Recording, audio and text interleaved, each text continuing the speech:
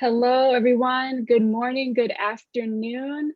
Welcome to the Network Commons. Thank you for joining us. This is Build Healthy Places Network's live discussion series on cross-sector strategies to improve neighborhood health and well-being. Before we begin, I want to take a moment. I hope that you and your families and your communities are healthy and safe. We appreciate the work that so many of you are doing to support your communities during the COVID-19 pandemic, and we're grateful that you're able to join us for this important conversation today.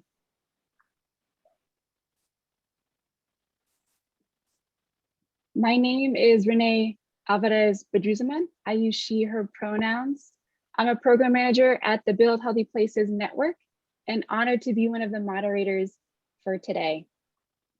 My background is in public health, healthcare, and health policy, and I love working at those intersections to solve big problems and advance social justice. And I'm in good company here.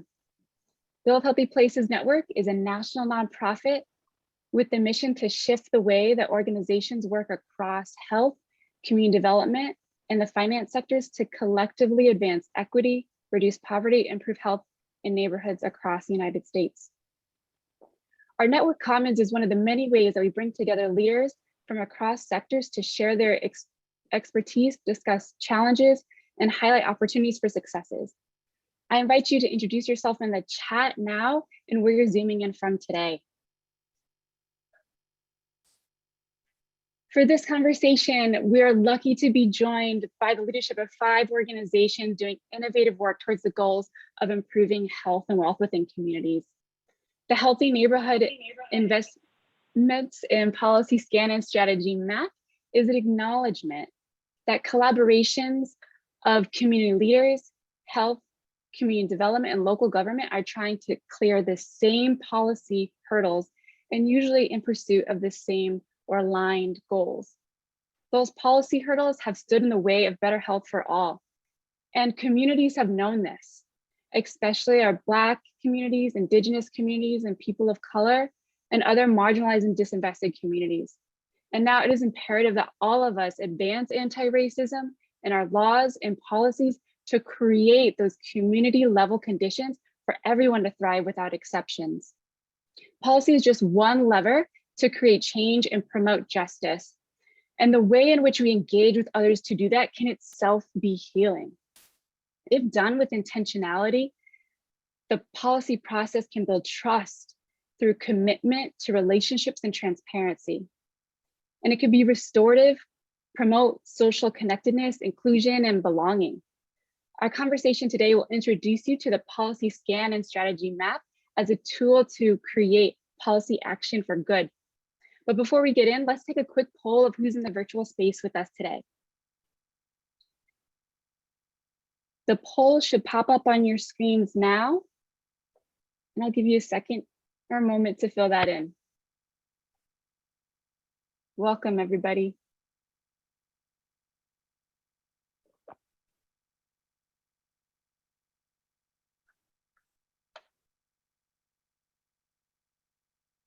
I'm loving seeing where everyone's coming from. Welcome.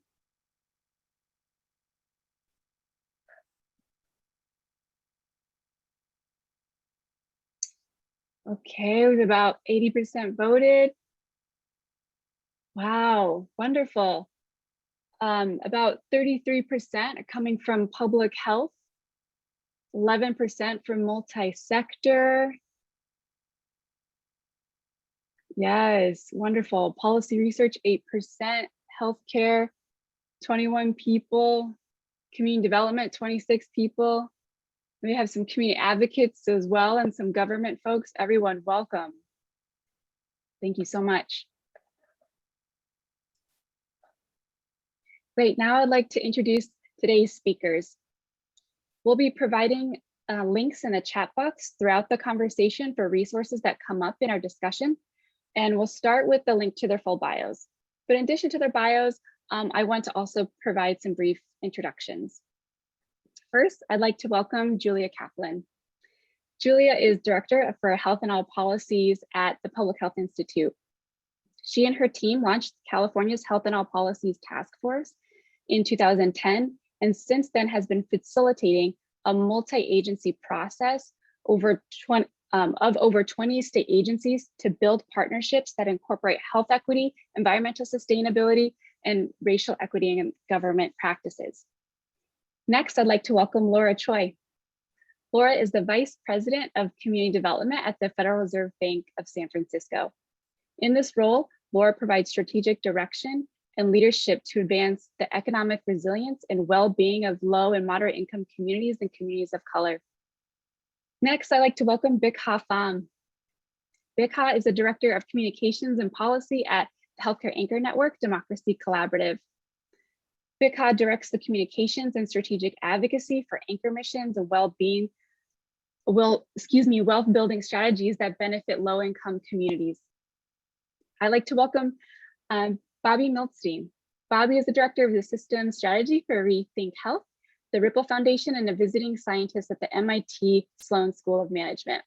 Bobby works with innovators and system stewards to advance the movement for well-being justice. And finally, last but certainly not least, Jen Lewis Walden. Jen is the co-founder for Shift Health Accelerator and a special advisor to Build Healthy Places Network.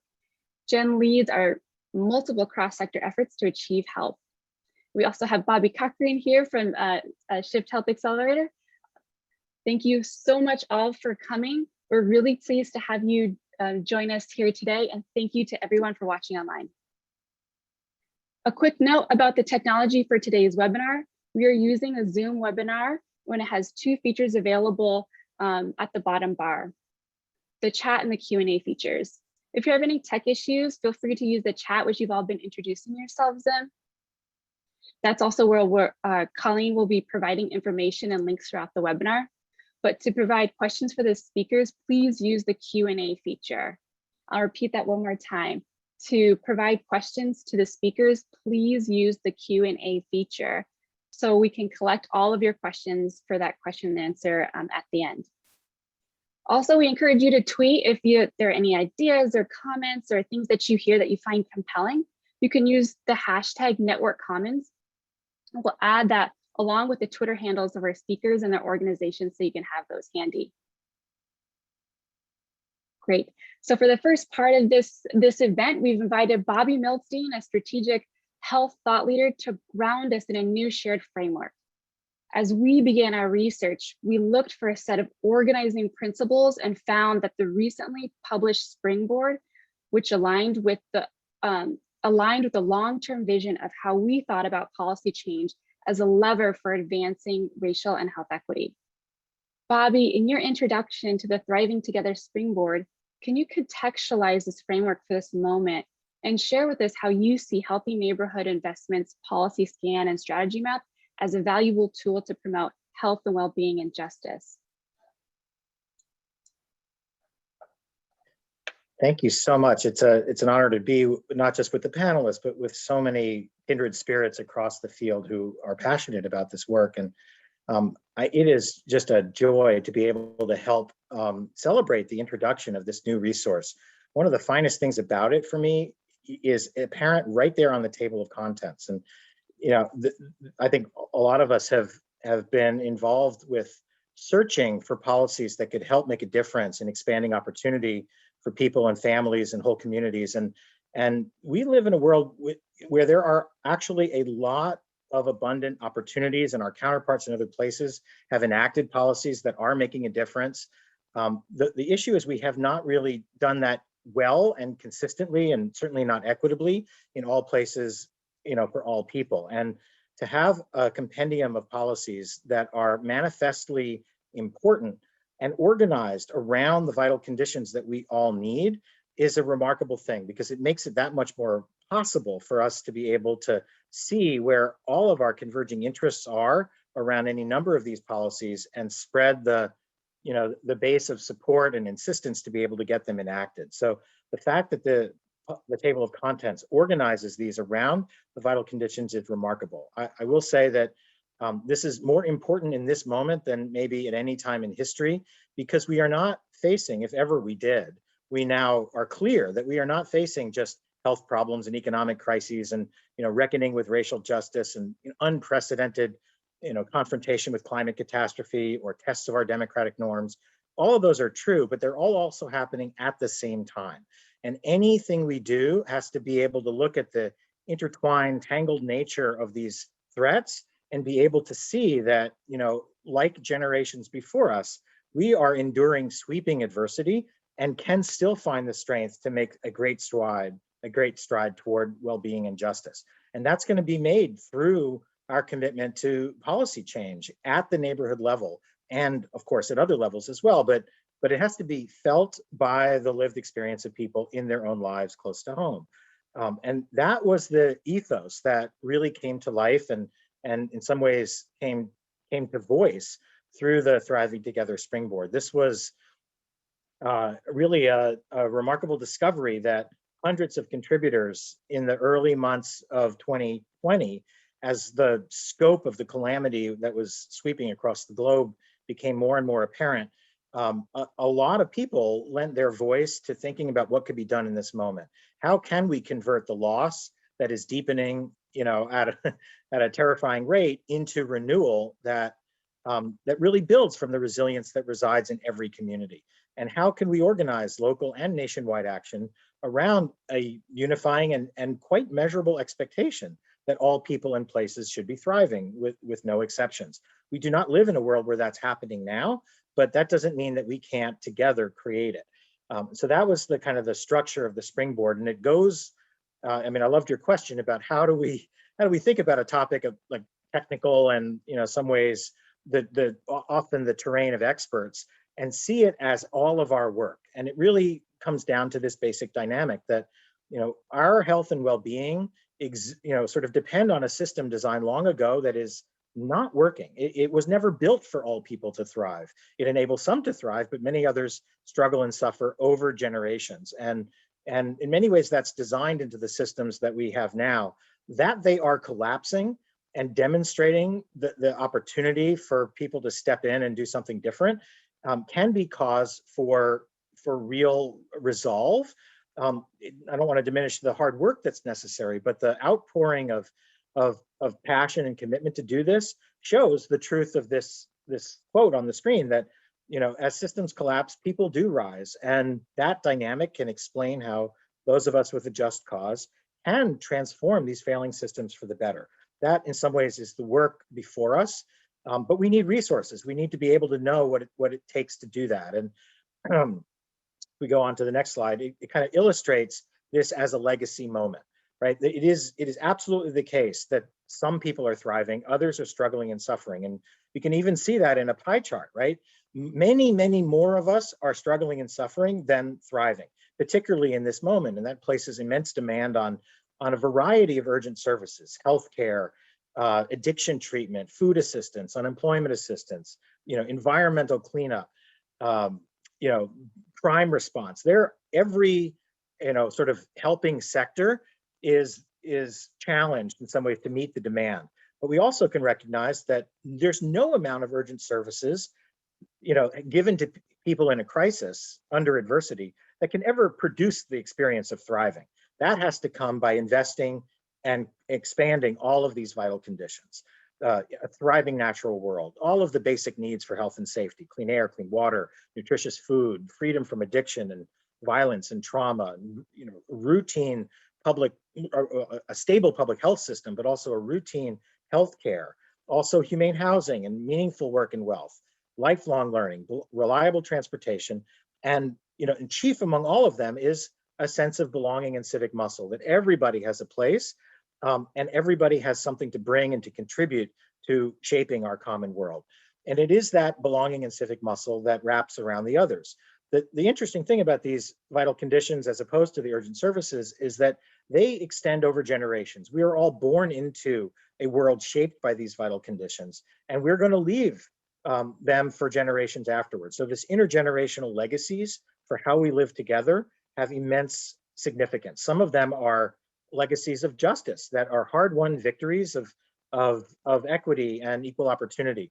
Others are really legacies of injustice and and sort of inherited structures and norms and practices that exclude some of us in favor of others and are simply misfit, unsustainable, or outright racist and need to be reckoned with and resolved. And that's really the project of long-term renewal.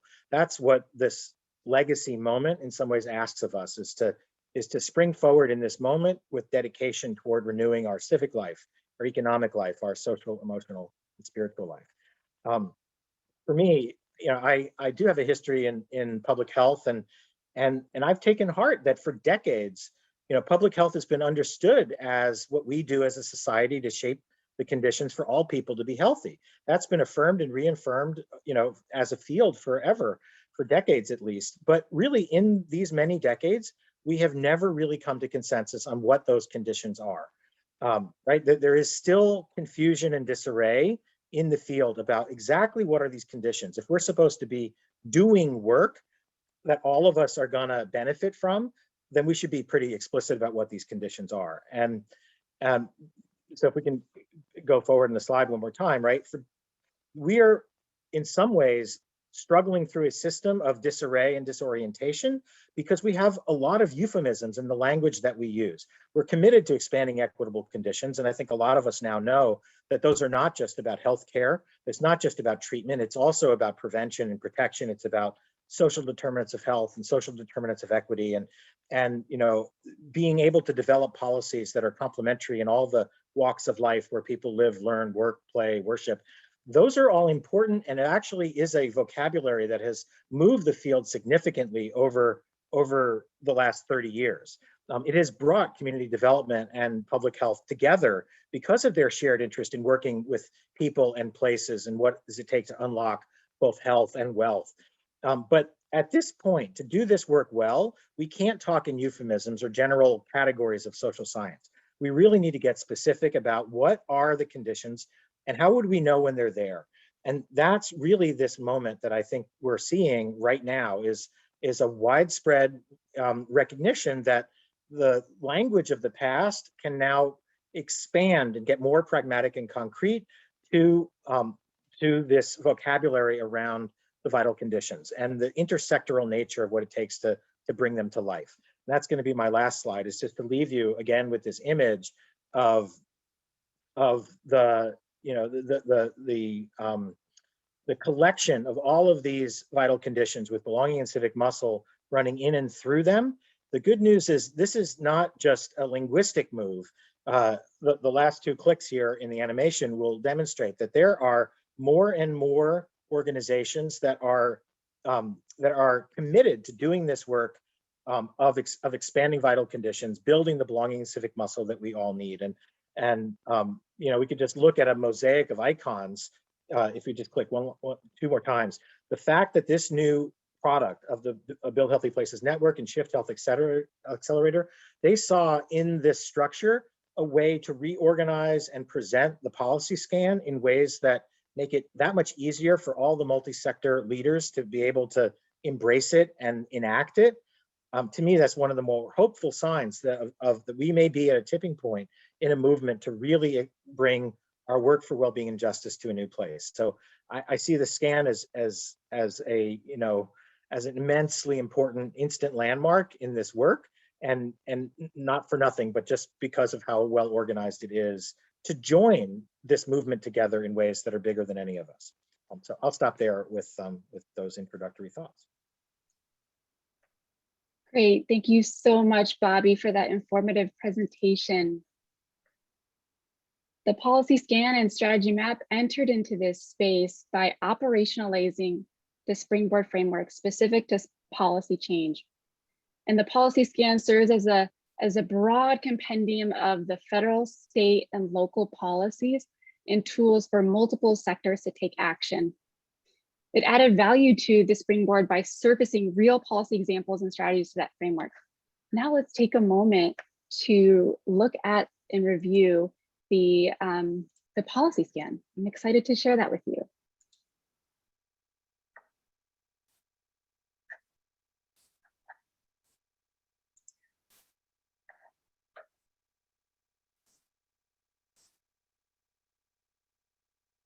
Great.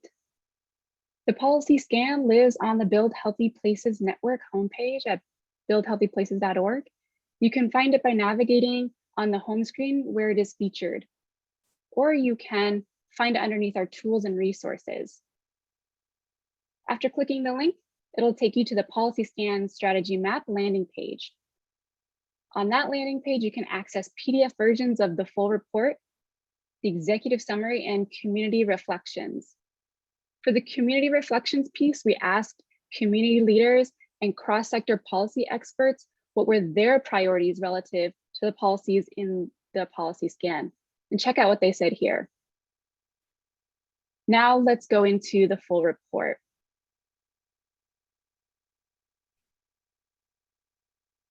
Here is the front page of our beautiful policy scan.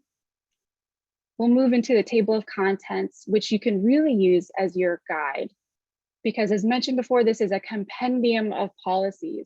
And to help you navigate, we built a couple of features that I will demonstrate. First, we'll go into the executive summary, which provides an overview of the full document and its goals. In the executive summary, table I provides an overview of how the policy strategies are organized in the document by those vital conditions that Bobby had mentioned. Those include belonging in civic muscle, thriving in natural world, basic needs for health and safety, humane housing, meaningful work and wealth, as well as lifelong learning and reliable transportation. Next, it introduces the main components of the policy scan. And those included cross-cutting themes, which emerged from a review of a 38-member policy council and against a backdrop of forces in the fall and winter of 2020 that offer a way for the reader to understand the comprehensive list of policy strategies and actions, which are undoubtedly and inextricably linked. The policy treasure map illustrates paths where community leaders and health and community development and city and county officials can dig together to identify actions for high potential impact on racial and health equity. Following the map, we have some concrete actionable steps that partners can take to explore ways of advancing policy change together, to build trust and relationships, to leverage and share power, and to advance specific policy interventions. And we conclude that by recommending next steps. There's also in the executive summary a quick guide on how to use this document, so you can see it broken down by the sections. But let's dig into one of the policies by vital condition. So I'm going to go back to the table of contents here. We'll go into humane housing as an example. So you may be thinking, great, I really like this strategy here, help people afford and own good homes. Yes. Now, how might I do that as a community member, as a local official, or a collaborative partner? And who's done that before? Maybe some of the questions that you might be asking at this point. Well, you can see here at the federal level, rental assistance demonstration, Section 8 vouchers, and home ownership vouchers are sample policy actions that have been taken. At the state level, in California, for example, AB 68 about accessory dwelling units is an example of the policy strategy to help people afford and own good homes. Going a bit deeper, at the local level, you'll see that San Francisco has a below market rate ownership program, and that community land trusts are examples of actions that can be taken at the local level. And the references will take you to the policy text or the program web pages here. Another really helpful tool to navigate this document is this little house icon that says TOC. It'll always take you back to your guide, the table of contents. So this concludes a brief overview of the policy scan and strategy map. I hope this was useful. for all of the audiences, and I encourage everyone to read the report. Now I'm going to kick off the discussion with a few initial questions for our speakers, but we'll make sure to leave time at the end for audience questions.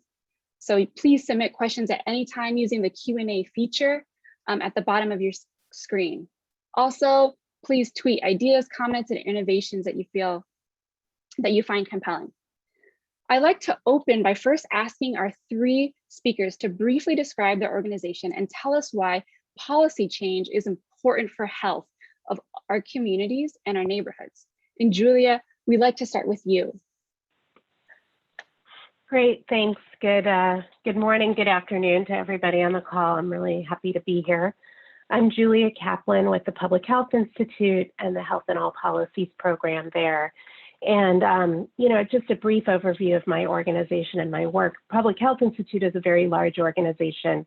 My particular program has worked for the last decade in a public-private partnership with the state of California, with state government, really working on these issues that I now have new terminology for in terms of vital conditions, but really working to transform how government centers the lives and experiences and priorities of community, and in particular addressing what we've called social determinants of health and equity. And over the last several years, it has become absolutely clear to us that in order to address all of these conditions and in order to address health inequities, we have to focus on institutional and structural racism and how that has shaped our governments, our institutions over the centuries of our country and our states. And so I'm really excited about the policy scan. I'm really excited that it was created during the COVID pandemic, because I think that we're all kind of looking to what are the lessons that we're learning now during the pandemic period and how can they inform our future. And I'm excited that those are really incorporated here. And in particular, I'm really thinking about government as a major actor in all of our lives, the past harms that have been created by government, the repair that needs to be done, the opportunities and tremendous need that needs to happen now to change current practices, and also will it look like to reset our goals for the future, reset our structures, change how we measure success, and really excited about this scan as a tool to support that work. Wonderful, thank you so much, Julia. Laura, the Federal Reserve Bank is a big national organization with a lot of moving parts. And can you give our audience a quick overview of your organization and briefly describe why policy change is important for health in neighborhoods? Sure. So the Federal Reserve Bank of San Francisco is part of the Federal Reserve System. So we're one of 12 regional banks across the country, and we're the nation's central bank. So the mission of the Fed broadly is to support a healthy and sustainable economy and foster the nation's financial system. Specifically within community development, our team is really focused on advancing the economic mobility and resilience of low-income communities and communities of color. So recognizing that the health of the entire economy requires the health of every sector of the economy, including low and moderate income and communities of color. So within our work in San Francisco, we're focused on supporting a thriving labor force, promoting an inclusive financial system, and really ensuring healthy and resilient communities, and all of that towards the ultimate end goal of racial and economic equity. So a lot of our work focuses on cross-sector practice, and really proud to actually have been engaged in the Healthy Communities work for over a decade with so many partners, here on this panel, as well as many in the audience. So I just want to acknowledge how much those partnerships have been part of the work that we do, and really thank everyone that we've been able to work with. From a policy perspective, I want to acknowledge the community development field really grew out of the policy of redlining, which was explicitly racist. And so we see that, bad policies from the past continue to have a legacy of harm that create inequitable outcomes for economic and health outcomes. And so as we think about creating new policies, I think that's really the opportunity to intentionally overturn those bad practices from the past with an eye towards really recognizing that we need to be creating anti-racist policies. We have to undo what was done in the past. I think policy is ultimately about driving resources and power. And so I think keeping that in the forefront of how we think about policy design, who is at the table to inform those policies, I think that's all part of why this discussion we're having today is so important. So just really thankful to this group, thankful for the opportunity to be here today. Great, thank you, Laura. Bich, as a national network with a specific focus on healthcare anchor institutions, there's been a lot of progress in terms of leveraging economic power for recruitment and hiring, investments, for procurement. Can you tell us a little bit more about your organization and how policy change can support healthy neighborhoods? Sure. So the Healthcare Anchor Network is a growing national collaboration of 60 health systems looking to build their local communities and local economies to become more inclusive and sustainable. And they're doing this by adopting the Anchor mission, which is putting forward their substantial and economic resources and leveraging them for the benefit of the local communities and many folks who have been faced with the greatest inequities. And the Anchor mission involves three main pillars. That's local inclusive hiring, local inclusive procurement, and impacting investing in the local communities, and that have really faced a lot of years of disinvestment. And the goal in the end is to build communities where everybody can be healthy and thriving, and that we have, we're living in a sustainable world. And right now, Han is part of the Democracy Collaborative, and TDC is really looking at how do we transform the economy into a next system that is more just, equitable, and really, ecologically sustainable, and community wealth building, working with anchors, transforming ownership, redesigning institutions. Those are all really key elements of the economic transformation work. And I think one of the ways that, and one of the examples of how policy change can support healthy neighborhoods is something that Han has been focused on, because we really believe that health is powerfully shaped by public policy decisions and political choices. So we've been holding for the past 2 years, and this year coming up, a Housing for Health Policy Day.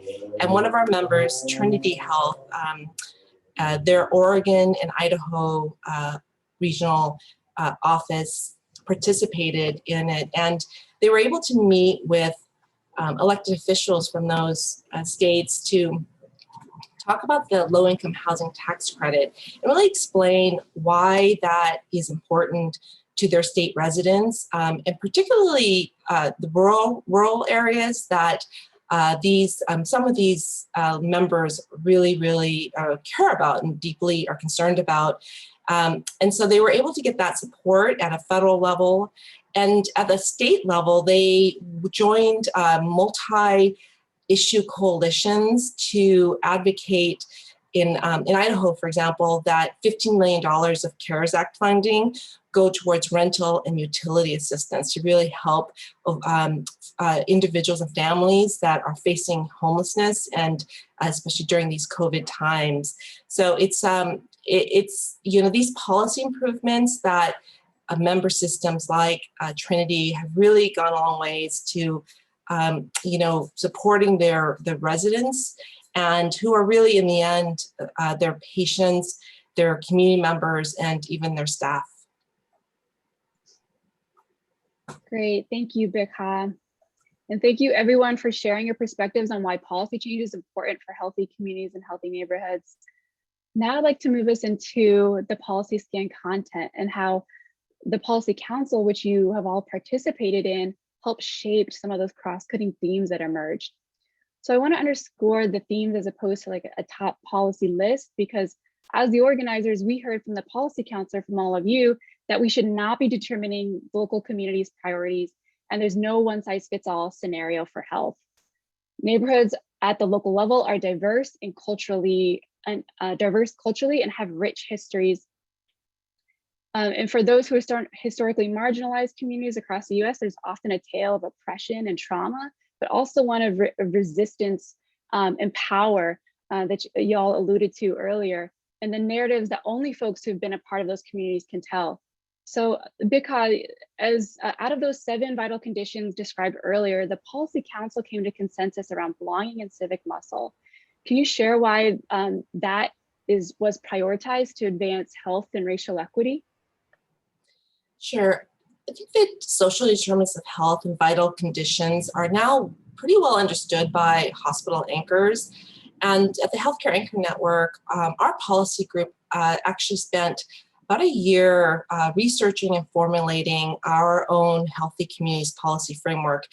And that was a policy agenda that really looked to foster, healthy communities, economically healthy communities, as well as a healthy planet. And we came up with a very similar social determinant of health area that we called socially connected and inclusive neighborhoods.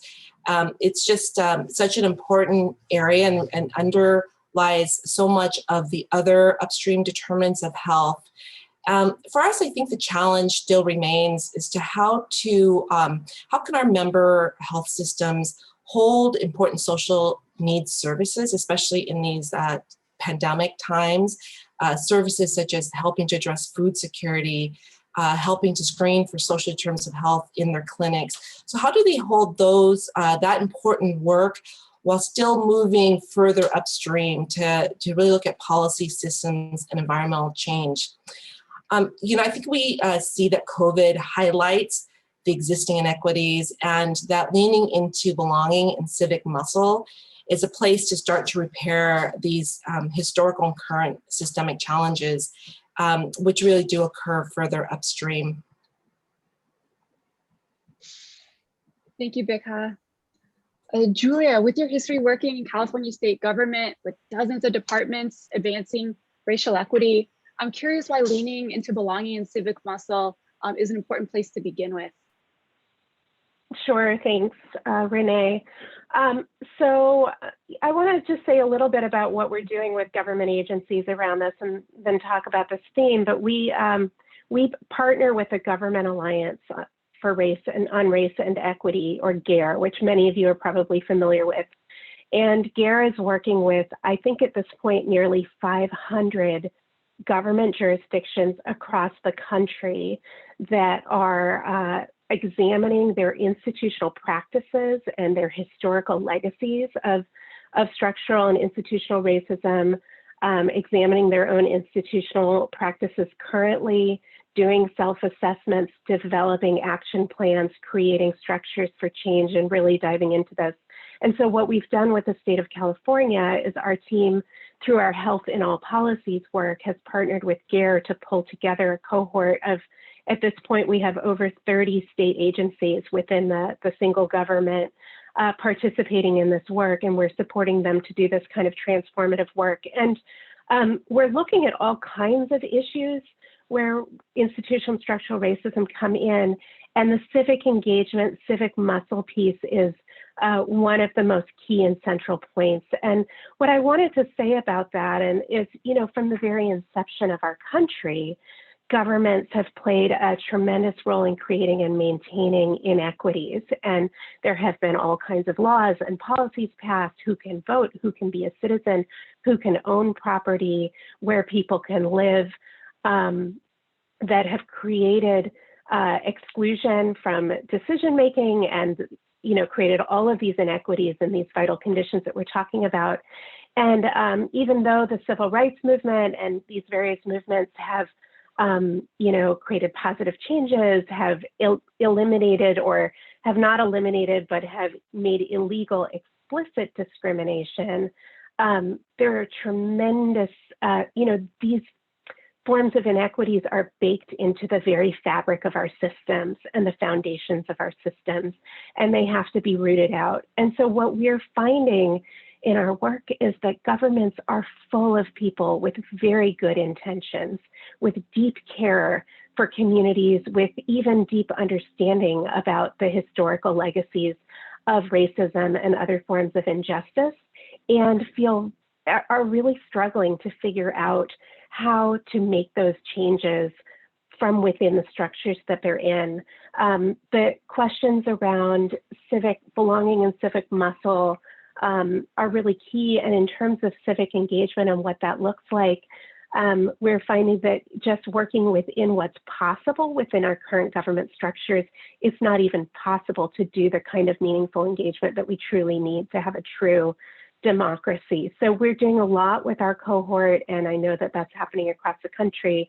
I just wanted to share a little bit of terminology of how we're thinking about community engagement. We recently used a training tool called the Spectrum of Community Engagement to Ownership by a group called Facilitating Power, where there's kind of a spectrum of 6 levels, from ignore communities to inform, where communities are informing but are largely being placated, to consulting, which is what I think happens a lot when we're kind of moving upstream. We're moving to consulting with government, consulting with community, but it's still in a very tokenizing manner. Involving, where community can really give voice. They're leading people inside government to think and maybe change their approaches. But if we move up from there to collaborate, there's real delegated power. Community has more critical influence. And even above that, what does it look like to actually defer to community, to have community ownership over our institutions? That would be the dream of democracy. And I think it's going to require us to completely rethink how we measure success and what success looks like. I saw a question in the chat. The organization I'm referring to is called Facilitating Power. And if you Google Spectrum of Community Engagement to Ownership, you'll find that. Great, thank you so much, Julia. And we can go ahead and ensure that that's in the follow-up resources too. It's great to hear more about how we're moving towards community power and community control. So in this next question, we'd like to ask you, Laura, to build on this important vital condition and to move us towards identifying the roles that sectors can take to promote change that addresses the vital conditions, as well as racial and health equity. Laura, you represent a community development arm of the Federal Reserve that plays a key role in neighborhood investments to improve the built environment. Can you tell us what the community development sector should lean into, or why they should lean into belonging and civic muscle, and highlight some of the roles that they may play in doing so? Sure. So, this first question of why should community development lean into this, I think, and maybe this is a self-serving answer, but I think it's critical to the community development sector being able to do its job well. It's really helps us do our work better. If the intent is really to be able to invest and improve and create these vital conditions that support the economic mobility and resilience of low-income communities, who better understands the needs, priorities, and strengths of a community than the people who live there. So I think it's just such a key part of enabling the sector itself to do what its mission is intended to do.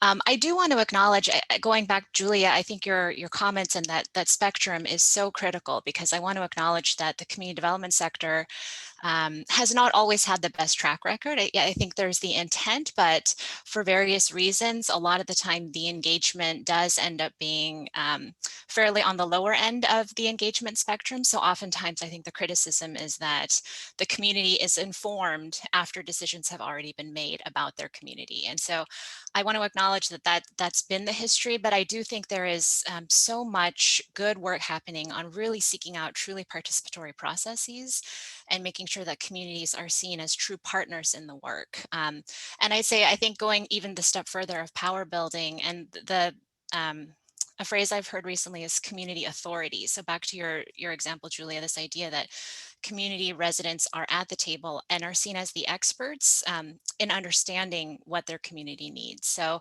in terms of kind of some of the roles, I think community development organizations have a real great opportunity to partner with communities. I'd say there's a lot of work, I think, around data.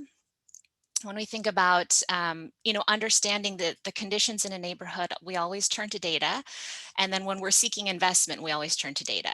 And there's limited data that's available, really down to the neighborhood level. And so I think engaging community in both the collection and interpretation of data, I think is a really important process. I think being able to disaggregate the data as much as possible is another really critical part of understanding a community.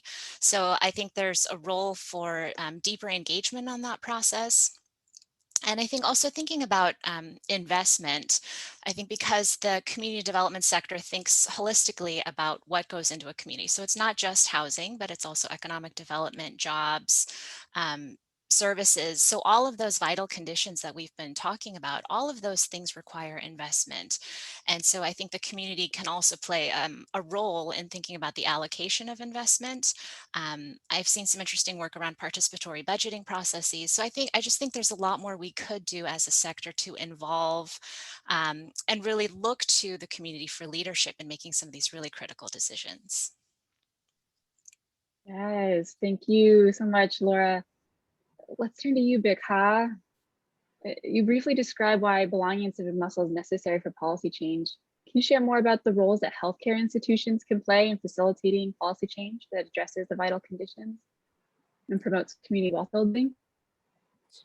Sure. At the Healthcare Anchor Network, we've certainly been seeing that, yes, healthcare institutions can definitely play an effective role in policy change. Health systems can harness non-financial assets as well as the financial assets that I mentioned earlier.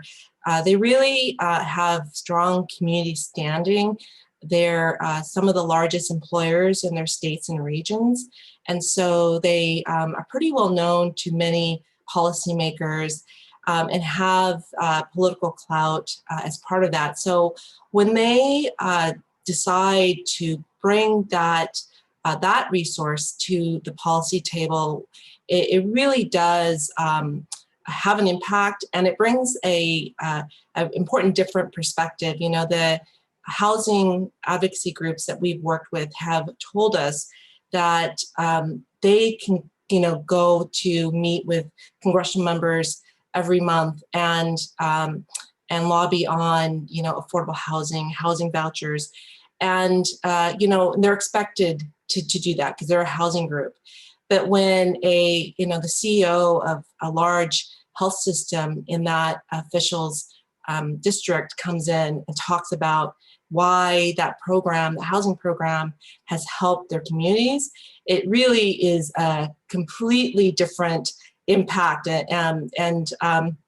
So we think that the more we can bring these cross-sector voices to talk about how important these issues are, the more we're going to make progress on these vital conditions. So for the past 2 years, the Housing for Health Policy Day has been something that HAN has been organizing for our members. We work really closely with some of the national housing advocacy groups, such as Enterprise and the Opportunity Starts at Home campaign, to provide the expertise to us and to our members. And that includes strategy expertise. They are the experts in these areas. And we then connect our members to those strategies, making sure that they are meeting with some of the key congressional members that will make decisions on these programs. And just in our first year that we held this in 2019, we had participation from members that represented 500 hospitals, across 37 states. And a number of those states were, key target states or key target representatives. So we were really thrilled to be able to bring that to help our housing colleagues. And I like to really talk, when we talk with our health system members, we really include what are the benefits to them of engaging in advocacy and policy engagement, because some of them, especially some of their GR folks, just aren't as familiar with this and need to really kind of understand why it is that they should be lobbying on this, because, you know, of course, health issues are vital to their communities as well. So we really talk to them about how under value-based care, you know, improving affordable housing, making it more affordable, and other determinants will it really help their health organization thrive. And it really is also another opportunity, an important opportunity to partner with local groups and build trust in communities. You know, one of our members went to, you know, talk to local housing groups and homeless prevention groups. They were looking to invest in affordable housing. But one of the things they said was that they would be going to Washington, D.C. in the next month to lobby on the low-income housing tax credit. And they said that the response they got, the positive response they got from the community groups was almost as positive as when they heard that they wanted to invest funding. You know, it showed that this institution was willing to put its political clout on the table for this issue and for the tenants and local residents. You know, in the end, we also, you know, think that advocacy is a way to scale up the work that these members are doing on social determinants. So that health system, for example, they're putting their own impact investing funds to help build affordable housing. But a lot of the funds that go into that affordable housing unit are also low-income housing tax credit funds. So if they are able to increase the federal funds for that, it just increases their goals of building affordable housing, and of course, vice versa. If they allow those funds to be cut, then it just really backs up their goals in that community building area.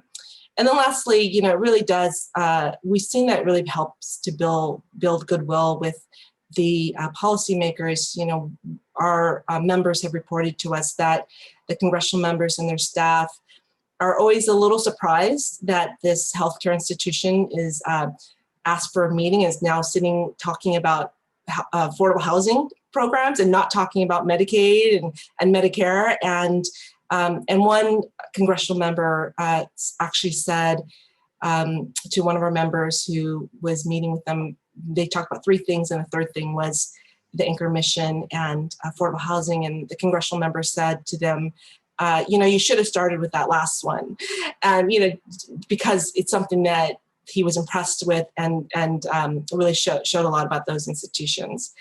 So, you know, we think that generally in this time where the healthcare sector is, you know, facing public scrutiny and increasing transparency, that our members who've adopted the anchor mission can really just show that this is a way that they're contributing to the local community. Great, thank you so much, Bich. And yes, please keep asking questions. I see hands raised. We're gonna ask you to put them in the Q&A feature at this point. And I'd like to ask my speakers to help me kind of move into the next stage. So Julia, can you tell us what additional value can public health bring and the roles that they can take to promote policy change? And also what gets you really excited about the policy scan as a resource? Sure. Well, I love what you were just sharing, and I think you know, you were talking about healthcare, and I'm talking about public health, and similarly for public health, you know, in our work, we've been able to provide a lot of value to our colleagues in the transportation sector, in the education sector, in other fields, and people have been surprised when we've come to meet with them what we want to talk about. For example, meeting with education. When we first met with the Department of Education, they brought their school nutrition folks and school health care center folks, and we said, well, that's great, and we do want to talk to you, but actually we came because we want to talk about facilities and location selection and issues that are coming up around that with connectivity to public transport and access. And it was like kind of mind-blowing. And we were able to provide a lot of support to them as they were revising those guidelines for the state. Similarly, with transportation, we've been able to provide a lot of data tools to help the transportation sector and our colleagues there be able to make the case for some of what they want to do around promoting active transportation and addressing inequities in transportation access. And we were able to provide data on health impacts, and then kind of how does that translate into financial impacts, which of course in government sectors, everything has a price tag on. But I wanted to share that, and I think public health can play a huge field, but the doors have to be open. And so getting to go and meet with those folks, for us, it was very beneficial to have a directive from the governor. In other places, it's the mayor or the board of supervisors. It's not always public health that can say, hey, we want all these other sectors to change. It really does need to come from the top so that those folks, there's an opening and they're eager to have the input. And then in our public health institutions, we have to do our own work.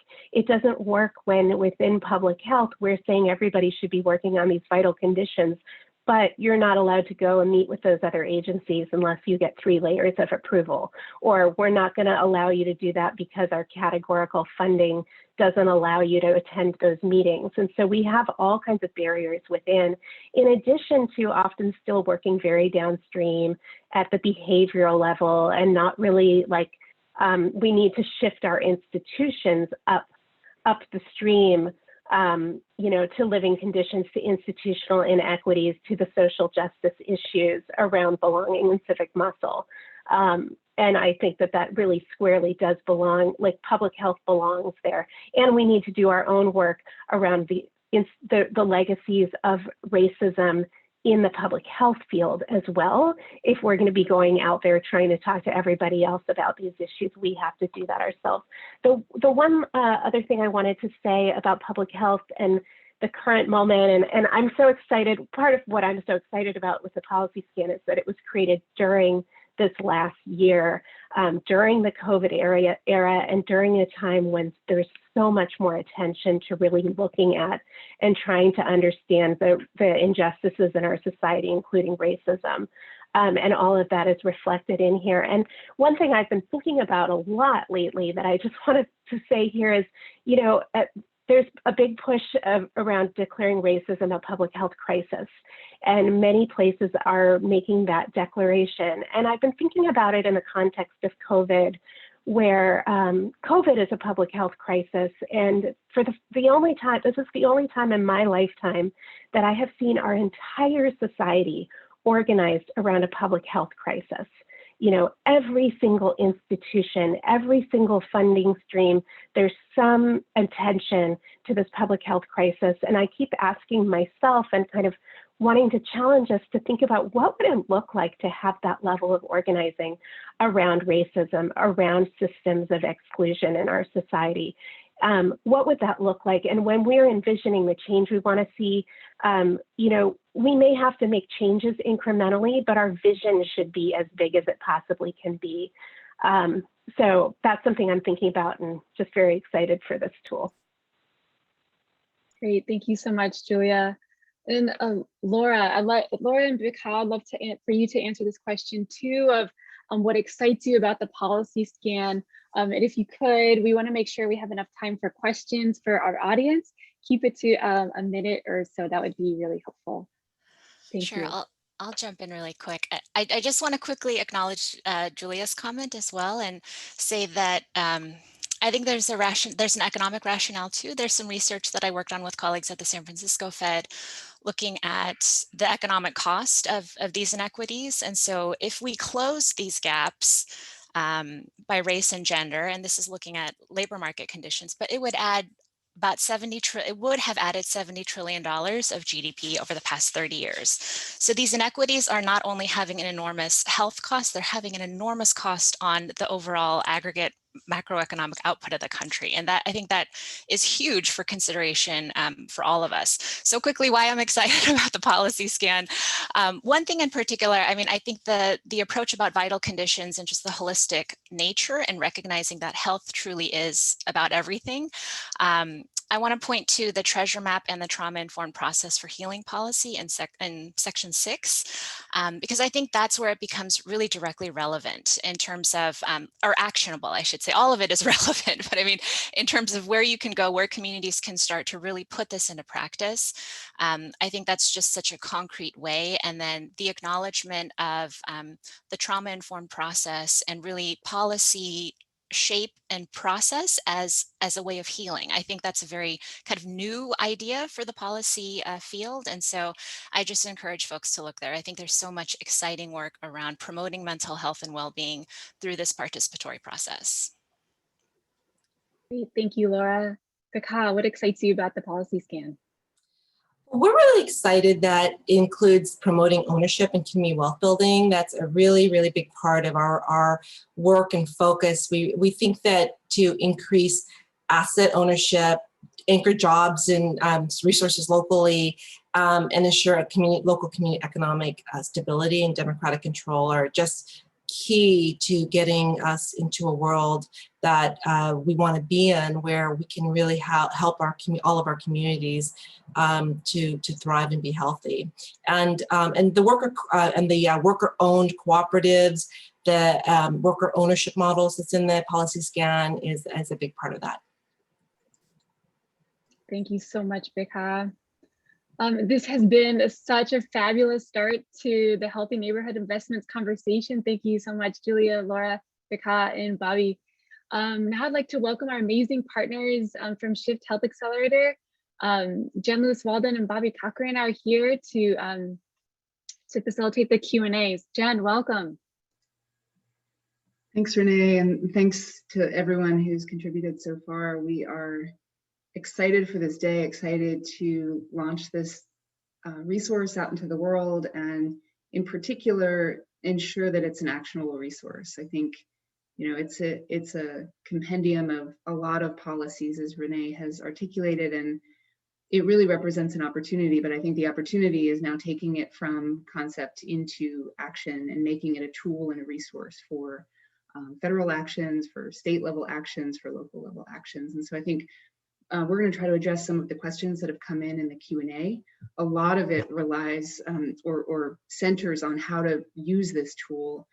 And I want to start with a question that we got in advance of the webinar around really how do we think about this as a tool for new partnerships. I want to bring in Bobby Cochran to talk a little bit about some of the conversations that we've had to date with organizations that may be already on this webinar and our other leaders in the field that we've started to collaborate with to think about how to take this policy action, couple it with data, couple it with strategies that are happening on the ground to make it actionable. Yeah, thanks, Jen. And first off, it's just really nice to be here with everybody. I think we have been with our Build Healthy Places Network friends kind of out hitting the streets, checking in with a bunch of folks. So talking with the We in the World Network, the Health Places Index, City Health Dashboard, Community Commons, a whole range of different folks that are really looking at broader population health. And I think for everyone on this call, there's a really interesting moment. In the next 90 days, you know, that 1.9 trillion that Congress authorized is starting to move into states and local governments. Shift Health was founded to move money from dumb stuff to better stuff being, you know, the opportunities for communities to thrive. So we're just really looking forward to a lot of different ways we can connect with everyone on this call and beyond. Thanks, Bobby. And I also want to put a plug in the partnership of Shift Health Accelerator and Build Healthy Places Network is organizing a convening that will happen on May 19th and 20th. And the convening will have two tracks. One, to develop collective policies that we can advocate for together in California, and the second track to help support multi-sector collaboratives design, prioritize, and think about local policy change in jurisdictions throughout the country. And so we're going to send some links to register for that convening, but we welcome participation because we're really going to try to make it actionable at a state policy level and a local policy level. Bobby Milstein, I want to bring you back in to talk a little bit about the work that you are involved in at a federal level and thinking through how the Springboard and the policy scan can be useful for informing policy at the federal level. Yeah, it's a good point. The Springboard in some ways had its origin among colleagues within the interagency conversation within the United States government as the pandemic was really beginning to take its toll, and the sort of the ramifications across all areas of life were intensifying. It became very clear to a group of colleagues positioned in many agencies across the U.S. that this was going to require a long-term project of resilience. And how do we think about that? And they were curious how non-governmental people were thinking about that. And so the Springboard really began by trying to inquire what were non-governmental folks thinking about. And of course, the Springboard was the sort of consolidated answer to that. We put that together in about 8 weeks. But since that was put together in early July, there has been a very diligent process inside and across the United States government that's been thinking about what long-term resilience could and should look like. And they, I'm happy to say, have been really taking a hard look at the vital conditions and have done some extensive mapping of, the last I saw, 24 federal agencies and their roles and relationships relative to all the vital conditions. Is it just, sort of what's in their scope of authority? What do they have training resources for, regulatory resources for? What are funding announcements? They've done a lot of mapping around the vital conditions and have discovered what a lot of the rest of us have discovered, that like the USDA is not just about food. They do a lot of leadership development. They do a lot of organizing. They care a lot about the environment that the food is grown and delivered in.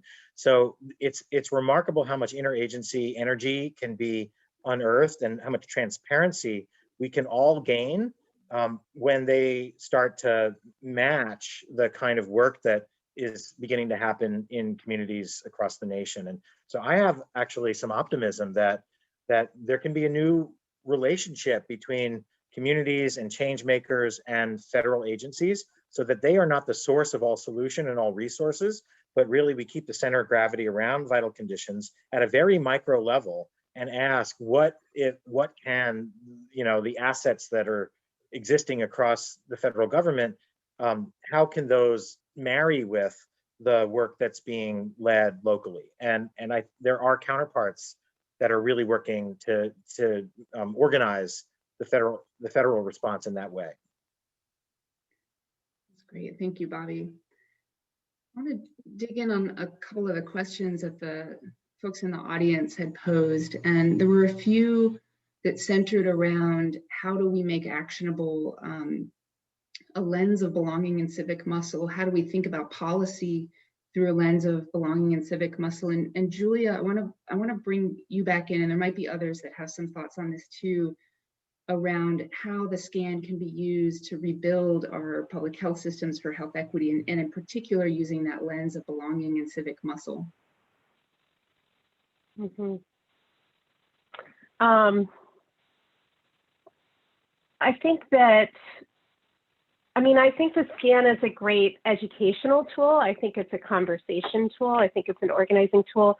We're actually, I'll just give an example, which is that we're doing some strategic planning for the California Health and All Policies Task Force, which has been around for a decade. And at this point is ready for renewal of what the focus is, what the priorities are, and not just that, but the strategies. And I think we're planning on using this policy scan as a tool for our staff as well as our stakeholders, and really using it to both think about the content areas in terms of vital conditions. I think having belonging and civic muscle right up there as one of those content areas is critical, where I think in the past, a lot of this work has focused on social determinants of health, and then things like community engagement were kind of in there thematically, but having that work really elevated And having the examples in there, I think it's very useful that they're very concrete examples from state level, but also city level, county level, and organizations that are not government as well. So yeah, planning to use it. Yeah, I appreciate that. And I think, you know, as we were putting this together, one of the things that I think was so powerful for our team was thinking about centering belonging and civic muscle, not just as processes or best practices, but actual policy levers themselves. And so I think what you'll find in the document are examples of jurisdictions that are actually embedding belonging and civic muscle and participation and engagement and incentivizing those the diverse voices of communities that are impacted by inequities into the policy process, both as a process that is solidified in policy as well as the outcome itself. So I think really interesting for us as a team as we were developing it as well. I wanted to answer a couple of specific questions that came up in the Q&A, and Bobby Cochran, I will invite you to come back in. There were two questions here. One was around engagement with local school districts and if there's specific policies that point to partnerships with school districts. And there is another question here about forging better relationships with local law enforcement, and wonder if you could help point to specific places in the policy scan where that might be articulated. Yeah, thanks, Jen. So section 4.6 talks about lifelong learning, and I apologize, I'm going to get a little geeky here because then you go down to section 4.63, which actually has a conversation around joint use facilities agreements. And that we don't just stop there. We say, hey, if you want joint use facilities agreements, you can actually look nationally at the National Physical Activity Plan. You could look at California SB 1404, the Civic Center Act that allows for that. And then you could look at some of the specific joint use agreements for San Diego, Pasadena, and Sacramento as other places. And if you look at the endnotes in particular, we don't even stop there. We say, here's the website, here's the particular page, so that you can go and look at the statute and ordinance language. So if you wanted to adopt that for Lincoln, Nebraska or Kansas City, Missouri, you totally could. And then I put also in an answer the question on community safety strategies. That's in section 4.36, along with a range of strategies that look at redefining the relationship between community law enforcement and removing trauma and violence out of the justice system. Thank you, Bobby. Want to pull in another question, and this is for Bich. There was a question here about the Democracy Collaborative and the Healthcare Anchor Network and thinking through the membership and whether payers, state Medicaid agencies, other insurers might be part of the strategies and how you're thinking about diverse partners within the health system space, specifically around policy change. Yeah, we have been approached by a number of these sector players and have had some discussions with them and to really think about our mission and our focus right now and what could be some shared areas. So I think for now we're having some really interesting conversations with state level hospital associations that are interested in working with their members to expand anchor mission and community wealth building in their localities and their states. So that's probably the area right now where we have the most momentum, though we have had conversations about insurers as well. Great, thank you. Laura, I wanted to bring you back in and just building on the comments that you made earlier very briefly around community authority and power building and how that might relate to trauma-informed healing policy. I just wanted to hear a little bit more about how you're thinking about that, because I think it's a sort of an overarching comment that applies across the policy domains. Would love to hear a little bit more.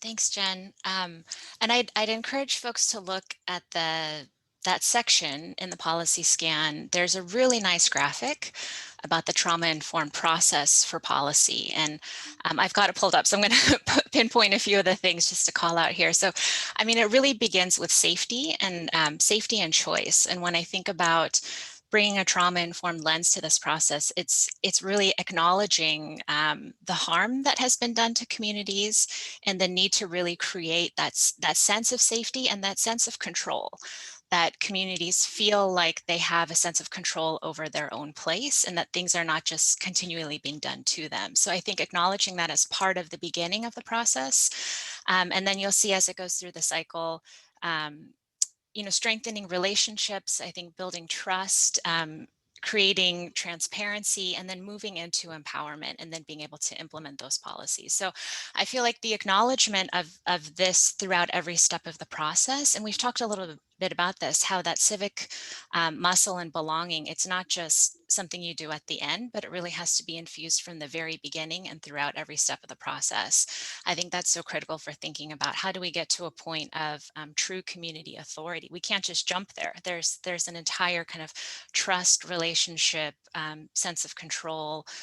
That's a continuum that has to be built intentionally from the start. I would point people, I think there's a nice article in Shelter Force from a couple of years ago, but it talks about how engaging in advocacy and grassroots organizing can create that sense of belonging and healing and really be a mental health promotion strategy. So I'd refer folks to that. And then I'll also put in the chat, the San Francisco Fed put out a journal on the intersection of community development and mental health. And there's a lot of these themes in that. So I'll add that resource as well. Wonderful, thank you. And jumping off of there were some comments and questions in the Q&A around the definition of belonging and civic muscle. And Bobby Milstein, I wonder if you could speak a little bit to that and the thinking originally as you were developing the Thriving Together Springboard and really centering belonging and civic muscle, and any specific thoughts you have around definitions that might be useful for folks as they're thinking about centering that in policy discussions locally. Yeah, so in the Q&A, there are some links to both very brief definitions as well as expanded treatments of what it means, because it's easy enough to describe, sort of in a few keywords what the concept means, but there's an immense variety of how this concept can be brought to life. And I think the extension from the Springboard to the policy scan illustrates that, this is essentially an area of practice that we have not been conscientious as a field. It's often been a sort of an afterthought. We build community capacity or power or infrastructure or connection or community engagement. We have a lot of synonyms and things that sort of illustrate that this has been in our peripheral vision very often, but not necessarily as the priority that it is. And remarkably, it has this dual function of being both a vital condition and the pragmatic necessity for really making inclusive, equitable progress in any other area of work. So it's arguably the central condition and both the means and ends by which we make change. And the we is obviously contested, right? If some people are not feeling that they themselves are part of the we, not only is that like damaging unto itself, leading to a lot of toxic effects of loneliness and isolation and social exclusion and oppression, but it also denies the rest of us the talents and capacities and ingenuity that comes often out of very hard-won experience of what it takes to find resilience and thrive, even in a world that isn't built for us to thrive. And so that's a big part of this area, is both an area of inquiry and an area of deep knowledge of learning from Indigenous and marginalized and rural communities that have had to survive because they found ways of working together and negotiating across differences to create a common world. So that's kind of what the definitions talk about. We join belonging and civic muscle partly because it's hard to understand either without the other, right? Belonging, feeling connected, is not really complete unless you can bring things and contribute and feel a sense of agency and self-determination. Belonging, this is like really biological. There's an adolescent need from kind of a dependent state in children to actually an adolescent need to contribute. There's neurobiological, writing about that. And the same is true at a sociological, cultural level, that we really need. We're facing problems that are bigger than any one of us, and we're going to need to pool all the assets and learning of heritages that have survived over millennia in order to learn or maybe relearn some lessons about what it takes to live together in a common world. So those are the spectrum of the definition. And I think it was Fatima who asked this about specifically, does this include online communities? And yes, all of the ways that we connect virtually and in place are really part of this issue of feeling that we are not alone in the world, and very much are stronger because of our differences than we are, as separate, independent actors. That's great, thank you. Just want to point folks to the Q&A and the chat. We're answering a couple of the additional questions that came in. There was one around language and language as a means of bringing communities together. There's a couple of others with specific policy actions.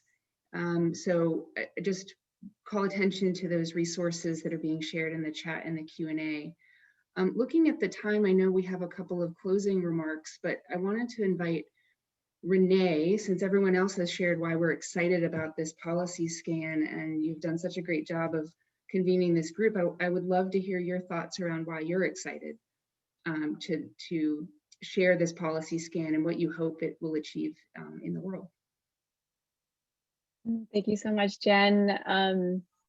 Yes, folks coming together, there's so much a part of that process that that can be restorative and reparative and healing when we take the time to do it right and being intentional. When we're bringing together around shared values, such as equity and justice and community control, and understanding that like we all have agency in what we're doing, and we're all uncovering the barriers as we go along. And so like that that coming together across jurisdictions, across sectors, across agencies is really a powerful and palpable, and it makes me really excited to bring this this body of work to you all and to continue to see where it goes and how we can support that. So that's what excites me. And I think then, Jen, I'll just move us into the closing if that sounds good. Okay, wonderful. Well, just thank you so much to the audience for your excellent questions, for sticking with us. I hope we got to all of them. I'm sorry if we didn't. Just before we end our time today, I would like to invite our speakers to close us with any last remarks or key takeaways. If you could keep that for a short minute each, that would be great. Please let us know what you'd like to leave with our viewers today. And we'll start with how we first began. So Bobby and then Julia. I would end with the very thing I started with, is that this is a historical moment. We're being tested. I love one of the comments here that we have a lot of work to do, but that work is not hard to understand. It's just hard to do, and it needs to be humane and diligent and relentless. But this is what it means to spring forward in a moment of great adversity, turning that into advantage.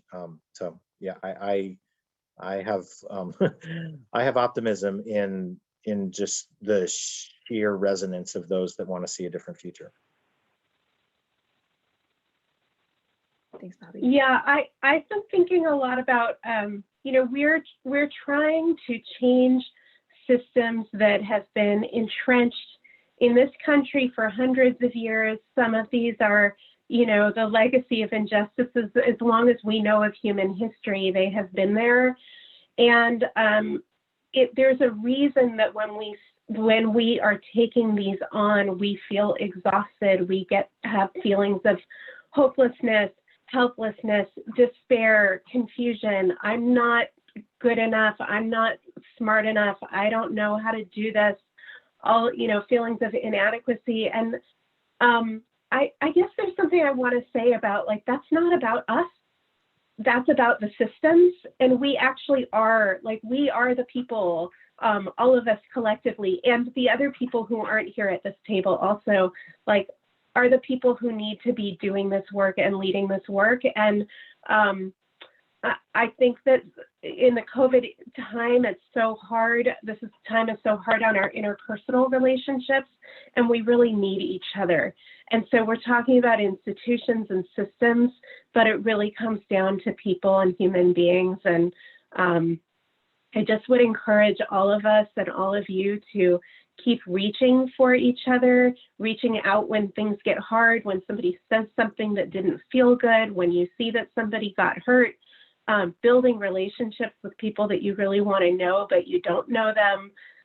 We can still do that. And I think that's all going to be critical for moving this forward. Thank you so much, Julia. We'll go with Laura and then Bich. Yes. So I think one thing that just excites me so much about this work is just seeing the boundaries come down in terms of what's considered health policy. So I think there's so many great examples of really true collaborative cross-sector opportunities for policy and investment. And I think there's just a growing recognition of how interconnected everything is. And so we're really start to seeing all of this work around community development and health as part of a shared ecosystem. It's not just what I do in isolation, but really all of us thinking about how all of our actions together are going to interact and really create positive change. So I'll just give one quick example. In Oregon, which is part of our district here in the San Francisco Fed, the Northwest Health Foundation supported a coalition that was successfully campaigning for stronger tenant protection policy to prevent eviction. So when I think about health policy, to think that we're at a place now where you have a health foundation investing in tenant protection policy, I mean, it's really remarkable. And I think this is just a new way of thinking about how we move this work forward. So I'm so excited about it. I would say ditto on that. I spent years doing anti-poverty, anti-hunger policy advocacy work, and we pulled together a multi-issue coalition that worked across all these childcare, education, health, and I would say that the group that we had missing the most was the health sector, and the hospitals, the health systems, even public health. We had some, strong HIV/AIDS advocacy groups. So, fast forward to today to see not only some health sector groups, but an effort like this one pulled together is really exciting to take advantage of the times that we're in terms of opportunities for real improvement. To me, is amazing, along with a document that will really help us move forward. Thank you so much, Bich. Jen and Bobby, last words, comments? Just grateful to be here and work forward with all of you on this stuff. So thank you. Likewise, I would echo all of the comments and just appreciate the interest in this work and invite everyone to sign up. Colleen is sharing the information about the convening that we're holding in May. And we really want to dig into the policy scan during that time and create stronger partnerships to advocate for meaningful policy to change systems and advance equity in ways that are beneficial across all of our systems and all of our organizations and locations. So we're excited to carry that forward in May and look forward to seeing you then. Yes, please join us. I want to thank again, Laura, Bich, Bobby, Julia, Bobby Cochran, Bobby Milstein, Jen, all the folks in the back doing all the work too. Thank you so much. We're sharing a very brief 2-minute survey. If you could, please, we appreciate that feedback. If you or your colleagues missed any of the portion of today, we'll soon post the conversation to our YouTube channel and send out a follow-up email with links. So thank you so much. We really appreciate you. I hope you're doing well. Peace and love to you all, and have a great rest of your day.